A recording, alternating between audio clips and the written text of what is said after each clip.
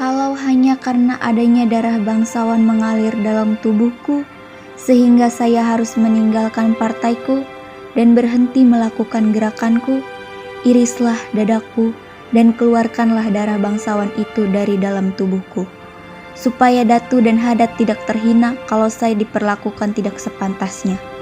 Opu Daeng Risaju, Ketua PSII Palopo 1930.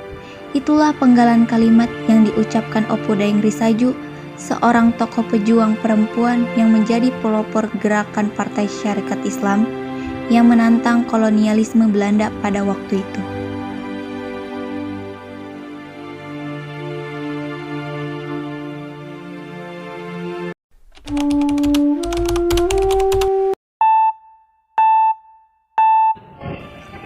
Nama kecil Opo Daeng Risaju adalah Pamaja. Ia dilahirkan di Palopo pada tahun 1880 dari hasil perkawinan antara Opo Daeng Mawelo dengan Muhammad Abdullah Tobarengsek.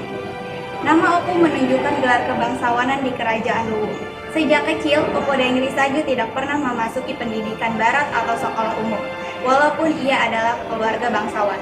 Setelah dewasa, Pamajah kemudian dinikahkan dengan Haji Muhammad Daud, seorang ulama yang pernah bermukim di Mekah. Opo Daeng Risaju mulai aktif di organisasi Partai Syarikat Islam Indonesia atau PSII melalui perkenalan dengan Haji Muhammad Yahya, seorang pedagang asal Sulawesi Selatan yang pernah bermukim di Pulau Jawa. Ketika pulang ke Palopo, Opo Daeng Risaju mendirikan cabang PSII di Palopo. PSII cabang Palopo diresmikan pada tanggal 14 Januari 1930 melalui rapat akbar yang bertempatan di Pasar Lama Palopo atau sekarang Jalan Landau. Kegiatan Opo Daeng Risaju didengar oleh Controller Afdeling Masamba yang kemudian memudahkan Opo Daeng Risaju melakukan tindakan menghasut rakyat atau menyebarkan kebencian di kalangan rakyat untuk melawan pemerintah, sehingga pemerintah kolonial Belanda menjatuhkan hukuman penjara kepada Opo Daeng Risaju selama 13 bulan. Setelah keluar dari penjara, Opo Daeng Risaju semakin aktif dalam menyebarkan PSII. Pada tahun 1933, Opo Daeng Risaju dengan biayanya sendiri berangkat ke Jawa untuk mengikuti kegiatan Kongres PSII.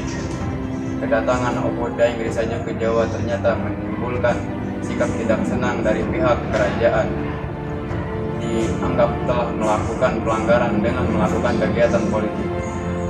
Akhirnya Opo Daeng Risaju dijatuhi hukuman penjara selama 14 bulan pada tahun 1934. Pada masa pendudukan Jepang, Opo Daeng Risaju tidak banyak melakukan kegiatan PSII karena dilarang oleh pemerintahan Jepang.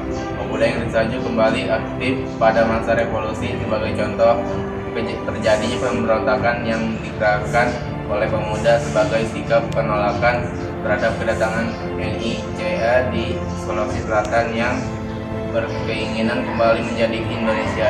Setelah pengakuan kedaulatan RI tahun 1949, Opo Daeng Risaju pindah ke Parepare mengikuti anaknya Haji Abdul Qadir Daud yang waktu itu bertugas di Parepare.